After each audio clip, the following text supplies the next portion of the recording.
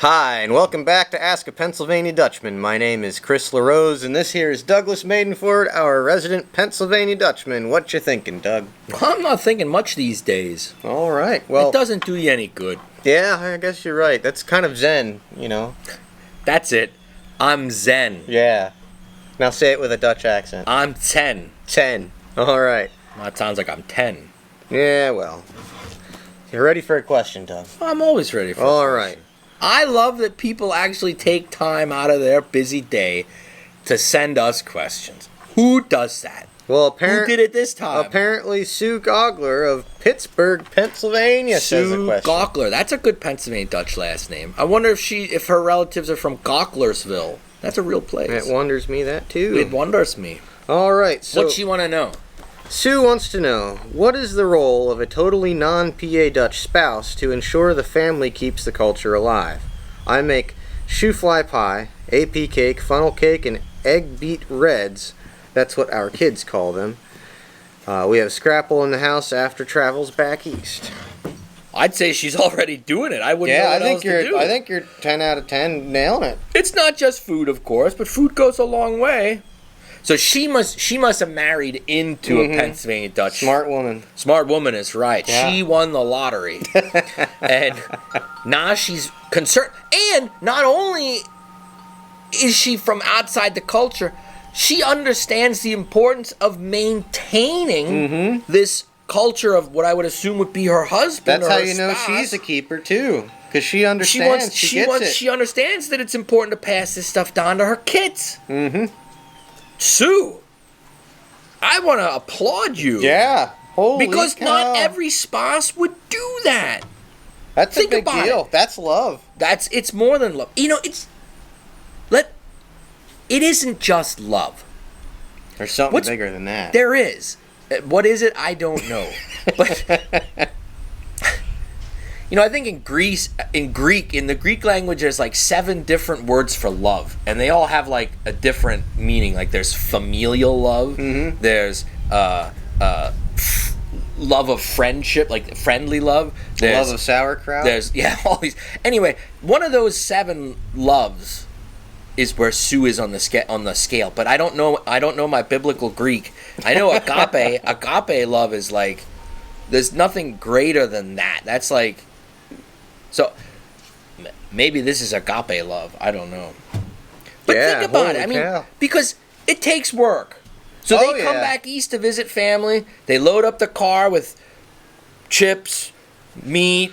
Like, think about this. If she is not PA Dutch, and she learned to make all of this stuff... Right. That alone is a huge time commitment. Right. Like, you got to do a lot of studying. Like, you got to figure out how to do a wet bottom shoe fly pie. Right. How wet to make it. Right. How far up does the bottom go? Like, you got to really answer these questions to learn how to do it right. Some people train for years. Time out. How far up does the bottom go? Yeah. That sounds about as Pennsylvania Dutch as it gets. Is that even correct English? I don't know. Anyway, I had a comment on that because that sounded so sweet to my ear. How far up does the bottom go? How far down does the top go?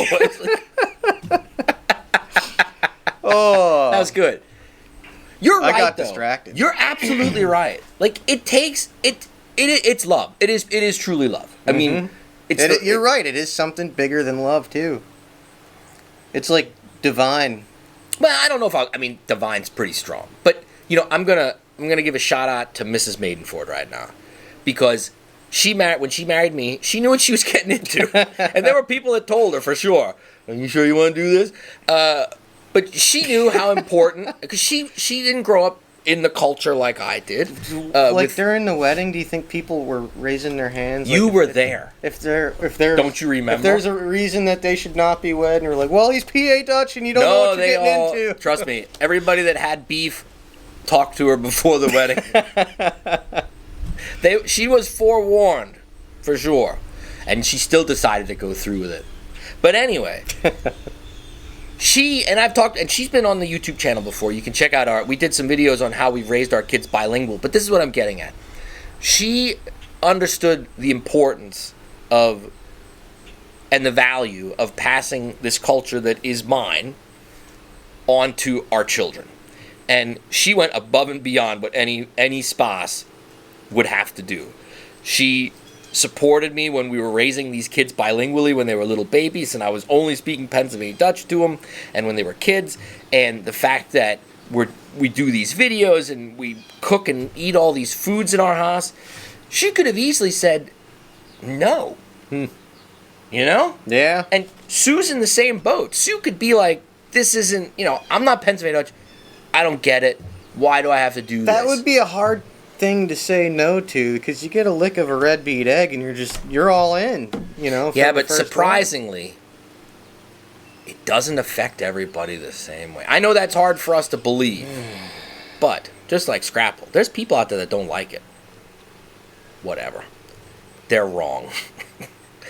But I want to applaud Sue and my wife and any spouse out there that is 100% behind their spouse when it comes to this kind. You should always be 100% behind your spouse, but we're talking about this topic here. That's a huge investment of time and effort on her part. And kudos to Sue. I'd say you're doing it, Sue. You're doing it. You could raise the stakes and do a stuffed pig stomach next. Well, that would be, I would challenge, Sue, I would challenge you to ratchet up the things you're making are great. Try dishes that you haven't made yet. There's tons of Pennsylvania Dutch cookbooks out there. There's a blog out there called the Pennsylvania Dutch Table where they make recipes, old recipes, and show you how to make them. I would challenge you and anybody out there to if, maybe you heard what's AP cake. Maybe you don't know what that is. You can find the recipe online. In fact, I have a video on the YouTube channel about how to make it. You could even use the Dutch words for it, too, when you serve it. Sue, that'd be the next thing, man. Try and work a little bit of the language in. I'm not saying go out and get fluent or even conversational, but maybe challenge yourself to learn a couple words of Pennsylvania Dutch. You're already got the kitchen thing under control, man. That's the hard part. That takes time and effort and learning new recipes and acquiring a new taste, right? Depending what culture Sue grew up in, Sue, great question. You're doing it. You're doing it already. If we want to take it up a notch, like Chris said and like we just said, throw a little bit of language in there. Try a recipe you haven't tried yet.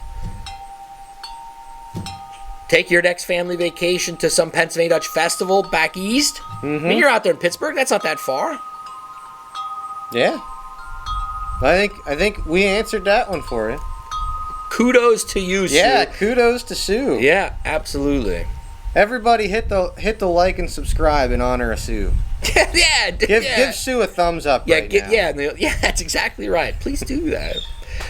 Sue, great question. Thank you. Thank you for doing this for your kids. It's important to pass this on. That's a big deal. Kids. No, it really means a lot to us, trust me. We joke around a lot, but knowing that this stuff is going to the next generation is really why we do all the things that we do, right? Let's be honest. So that the story gets passed and continues, right? And you're helping continue the story, we don't want to Sue. be the last ones. No, I don't want to turn the lights off. Somebody else got to do that. When I'm dead and in the ground, somebody else can turn the lights off. I don't want to turn the lights off. Absolutely not. So keep up the great work, Sue. And for all you spouses out there that are not Pennsylvania Dutch, that married into a Pennsylvania Dutch family and are doing these things too, kudos to you too. Yeah. Do no better. That's the big thumbs up from Ducky here and Chrissy for what you guys are doing. So keep up the great work. Throw a little bit of Pennsylvania Dutch language in now. Challenge you to do that. And people, we can't make these videos without questions. You gotta send questions. Send us a question. No question is too crazy. We got, 3/4 of a blank page here, and that could have been questions from you all. So. That's right. We do. So it's coffee stained because Nick's nuts here went and dribbled all over it. Anyway. It happens. It happens. Dribbles happen, yeah. All right. Send us a question. Pass on the culture and traditions to that next generation. Help us do that. Until next time, dear friends. Until next time. Mock's good.